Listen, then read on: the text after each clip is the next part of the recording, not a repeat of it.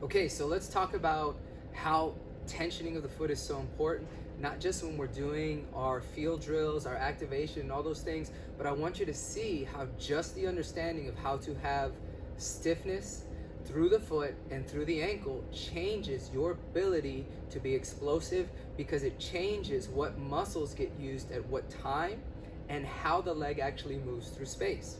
Easiest test for you to help understand this on your own and then with your athletes. What I want you to do is, from this position, just go ahead and raise your leg. Keep it as loose, as relaxed as possible.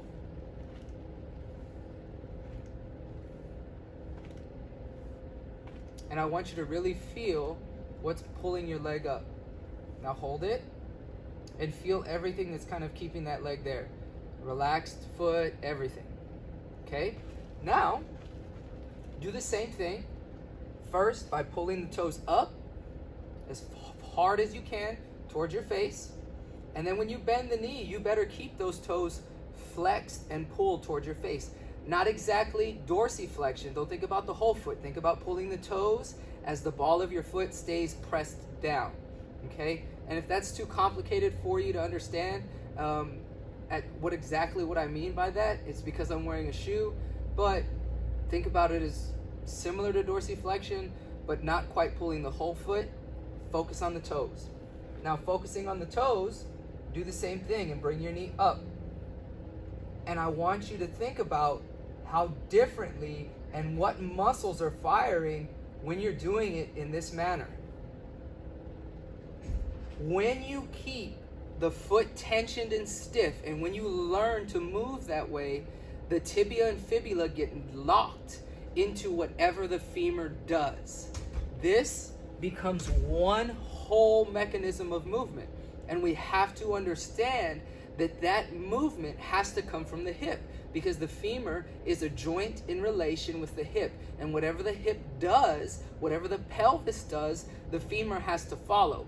And if we are tensioned and we have a stiff lower leg, you're going to realize that our athletes can access their hips much better and much more effectively when we understand lower leg stiffness. And that's why I've talked about it so consistently and so much, because it changes everything about how you move and learn to move explosively.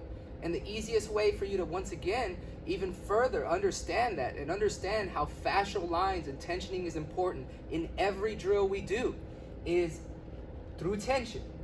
Pull the toe up to get the knee up, and then I want you to focus on bringing the knee back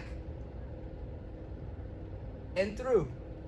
And I want you to tell me, I want you to really ask yourself how influenced the femur is to the hip.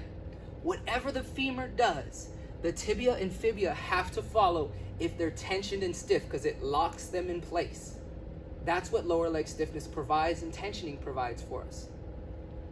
If you're completely relaxed, and for me personally, it's hard to be relaxed because I'm always in drill mode. I'm always trying to move that way. If I'm just relaxed, do this.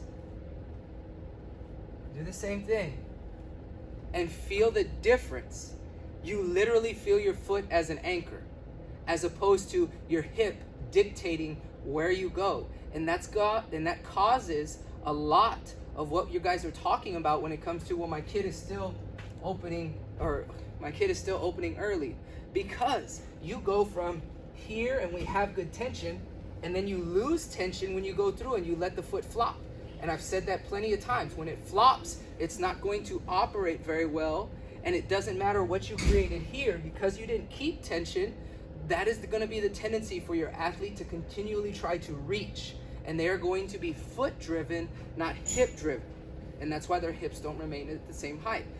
Do that test, incorporate it into all the drills we're doing, and hopefully that helps you really understand how tensioning is so important, because it changes the way the system moves and works.